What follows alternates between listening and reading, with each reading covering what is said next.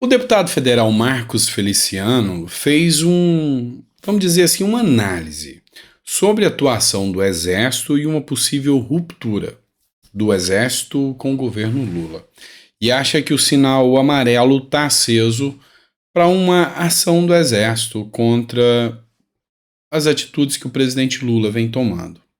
Será que isso é possível? Ou será que é só uma ilusão da cabeça do Marcos Feliciano? Nós vamos discutir um pouquinho mais sobre essa relação Lula e Exército aqui, que desencadeou depois da oitiva do Mauro Cid. Por quê? Porque o Exército desobedeceu uma ordem direta do Lula. Uma coisa simples, pequena, parece banal, mas eles queriam que Mauro Cid não fosse fardado. E o Exército autorizou que ele fosse fardado. E isso gerou uma crise. Vamos analisar um pouco sobre isso? Então seja bem-vindo, obrigado por ter ficado um sábado todo comigo, acompanhando os 5 editoriais do dia. Gratidão, vocês sabem o meu compromisso e o meu respeito que eu tenho para você, meu caro ouvinte. Tanto que mesmo nos dias que a saúde não está tão bem, a gente tenta cumprir o nosso papel aqui. Talvez não com o mesmo vigor, talvez não com a mesma forma, mas a gente é brasileiro e não desiste nunca. Então, a gente vai estar aqui trazendo conteúdo para vocês mesmo assim. Bora começar a análise sem embromação?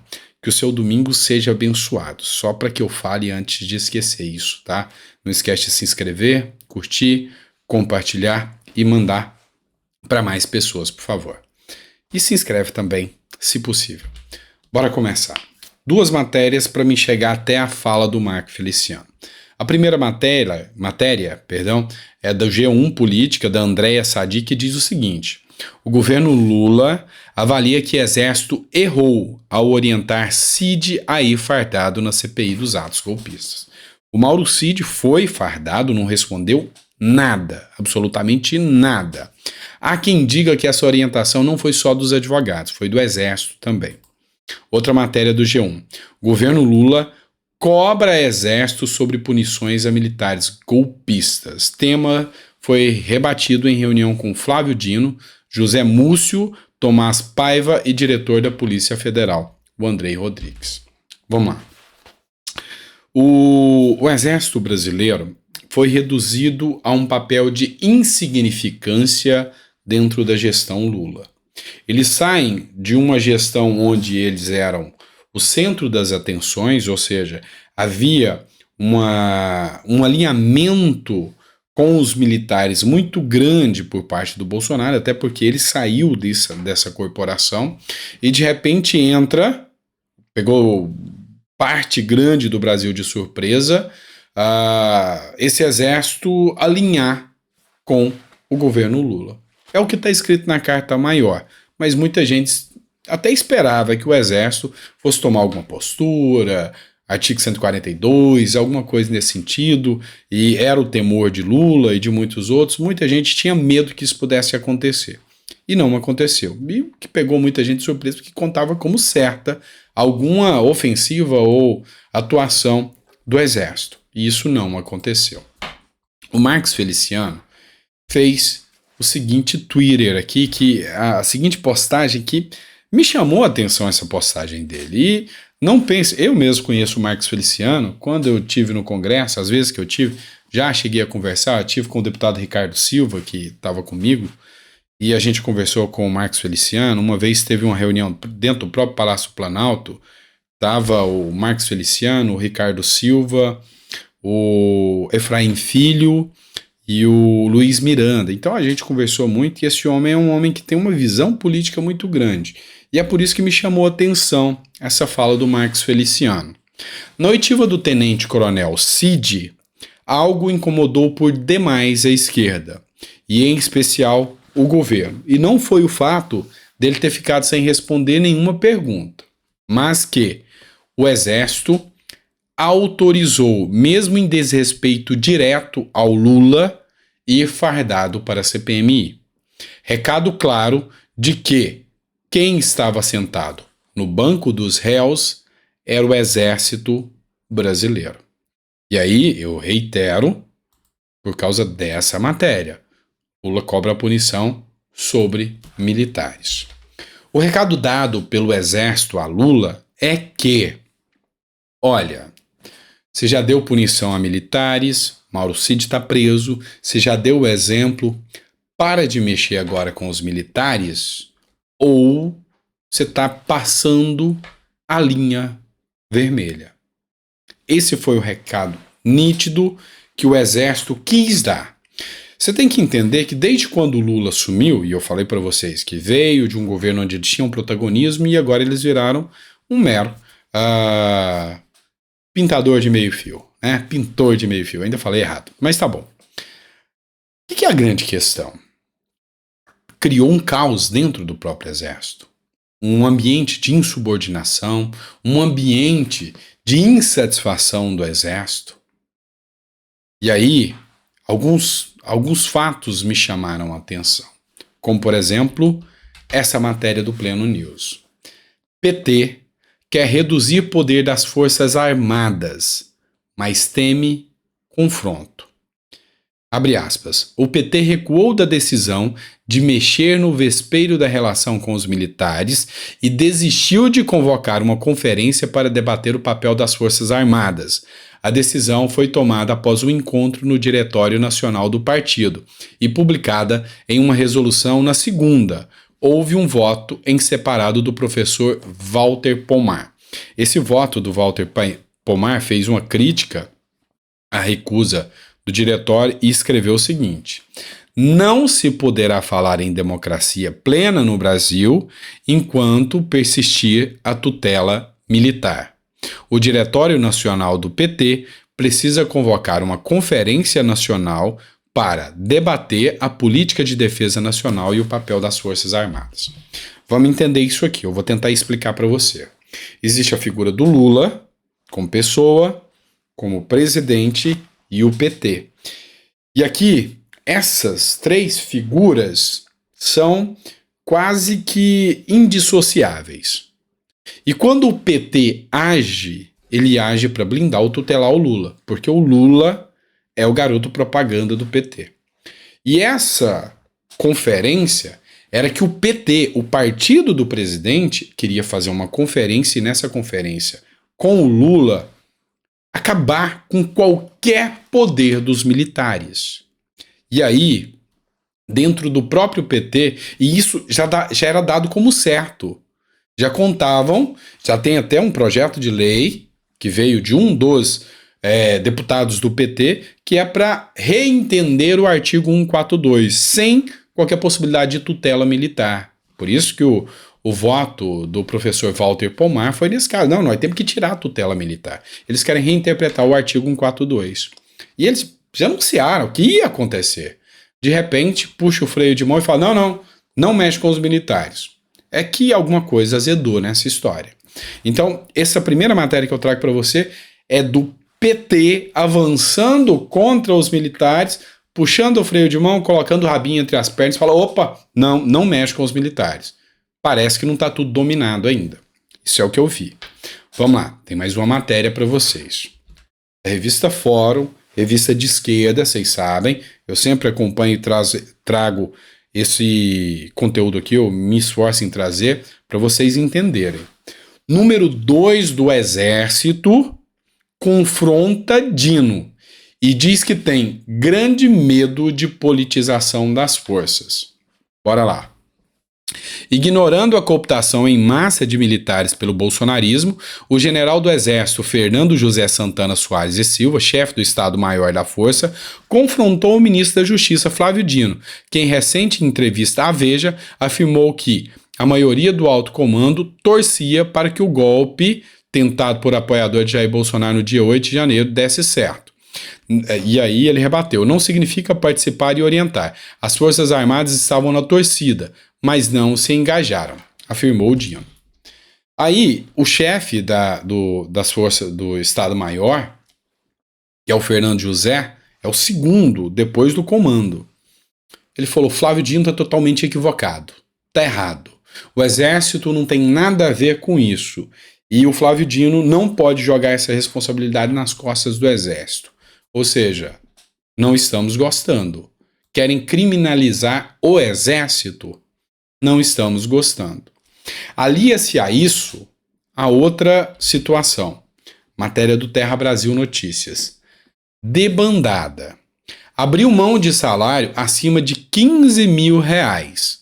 16 oficiais das Forças Armadas, incluindo um major do Exército, pedem demissão em junho. Agora, no mês de junho, depois que começou esse atrito, veio o seguinte: dando sequência a uma onda de pedidos de demissão de oficiais das Forças Armadas, observada pela revista Sociedade Militar nos últimos meses, agora, em junho, 16 oficiais, sem contar a quantidade de soldados, né, das Forças Armadas, incluindo um major do Exército, pediram demissão, abrindo mão de salários que podem ultrapassar R$ 15.000 em alguns estágios da carreira. Eles resolveram sair. Este é o mais recente episódio de uma tendência de demissões entre oficiais do Exército, da Marinha e da Aeronáutica, que tem gerado muitas reações e questionamentos na internet. O que está acontecendo? Eles estão denunciando que há tratamento desigual, que não há respeito à instituição e que a instituição se apequenou e que não vale mais. Ou seja, inclusive militares das agulhas negras disseram que perderam qualquer orgulho de permanecer no Exército. Para aliar ainda mais, a garganta tá um pouco ruim, mas vai. Vocês sabem que eu não gosto nem de editar vídeo, né? Aqui vai ao vivo, né? Vamos lá. Para ainda colocar mais uma pimenta nessa história, vem uma matéria do jornal Metrópolis. Ministério da Defesa não dará aval a fim de escolas cívico-militares. O Ministério da Defesa decidiu não assinar o decreto que o governo Lula prepara para encerrar o Programa Nacional das Escolas Cívicos Militares, que é o PSIM. O que aconteceu? Vocês sabem que o Lula resolveu pôr fim às escolas cívico-militares. Isso aí mostra que há uma possibilidade de derrota muito grande por parte do governo nessa demandada, porque 21 estados já falaram que com governo ou sem governo as escolas vão permanecer. Os pais não aceitaram encerrar, tá? Inclusive, estados comandados pelo próprio PT e pela esquerda, inclusive a Bahia, falou: não aceitamos. Não aceitamos. E aí gera um conflito muito grande. E aí os militares falaram: não vamos. O Ministério da Defesa, do Múcio, falou: não vamos assinar qualquer relatório, qualquer decreto para extinguir as escolas cívicos militares. Se vocês quiserem fazer através do Ministério da Educação, isso é uma responsabilidade de vocês. Nós não assinamos nada. Quer encerrar? Encerrar. Mas nós não vamos assinar isso. Ou seja, mais um dissabor. E agora, o dissabor maior é que eu não achei a matéria para trazer para vocês, mas coloquei alguns dias atrás, a própria Terra Brasil Notícias. Os militares estão tendo que fazer serviços conjuntos com grupos e eles não estão gostando muito.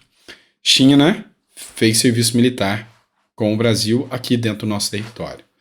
Venezuela também fez serviço militar aqui dentro do território. E agora, militares do Irã estão no Brasil e Estados Unidos estão investigando o motivo.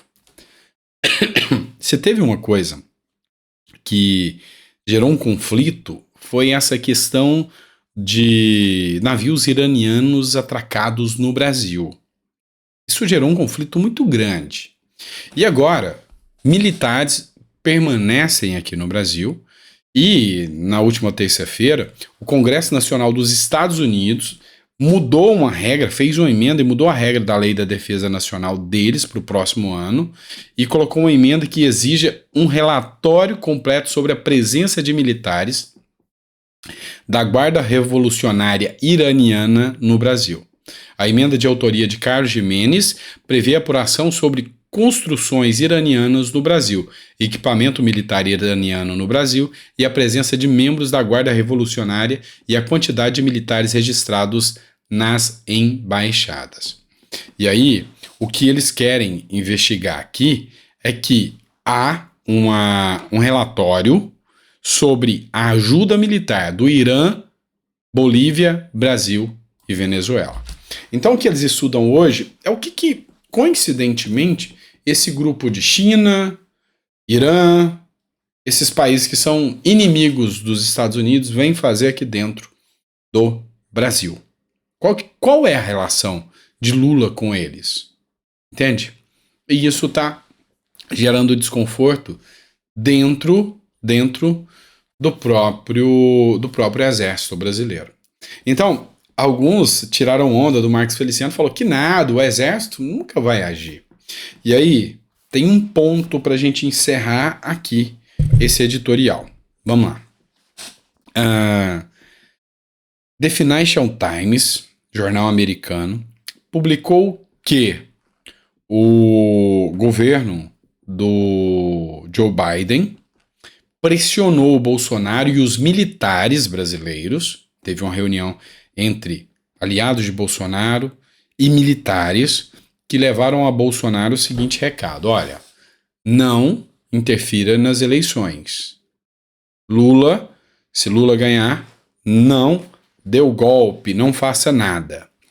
E aí Lula, quando assumiu, virou-se contra, isso aqui é The Financial Times, está lá a matéria, virou-se contra Biden, e depois o Biden falou, será que Lula esqueceu tudo que fizemos por ele? E aí também tem a questão do jornal The Washington Post que publicou isso, será que Lula esqueceu tudo que fizemos para ele? Ou seja, hoje, aquilo que perdurava de, o Lula...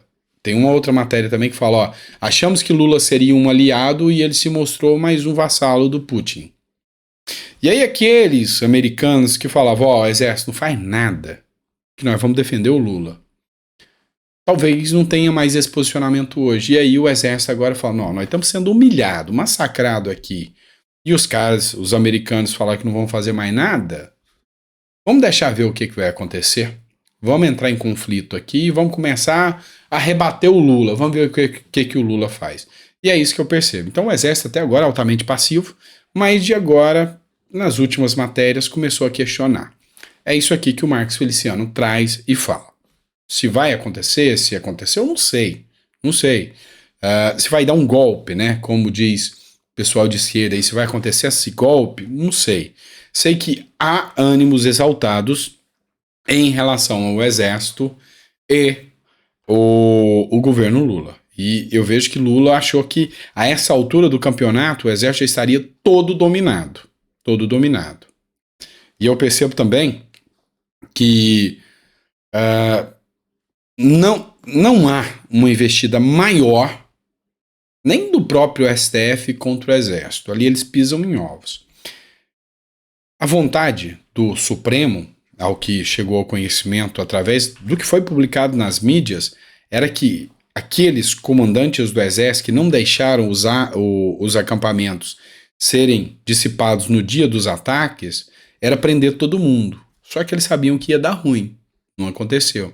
Então, assim, a gente ainda vê que, apesar de muita gente já não ter mais aquela confiança no exército, de que o exército vai estar sendo aí um divisor, um moderador, até um poder moderador, como disse o professor do PT aqui, apesar de tudo isso, a gente ainda sabe que o exército é quem tem a bala na mão, é quem tem a força armada na mão, o poder bélico na mão. Então, vamos ver o que acontece, e eu acho que a conjectura que o Marco Feliciano levantou não é de todo fora da casinha. O que você pensa sobre isso? Coloca o seu comentário para mim, só para mim entender o que é o seu ponto de vista sobre isso.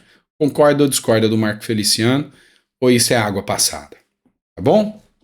Obrigado por ter ficado até o final do vídeo. Acabei me estendendo, a garganta deixou, mas tá bom. Obrigado, fica com Deus. A gente volta com mais um editorial para vocês amanhã, cedinho, domingo. Se a garganta deixar, eu acordo cedo e vou estar aqui com vocês, tá bom? Grande abraço, fica com Deus e até amanhã.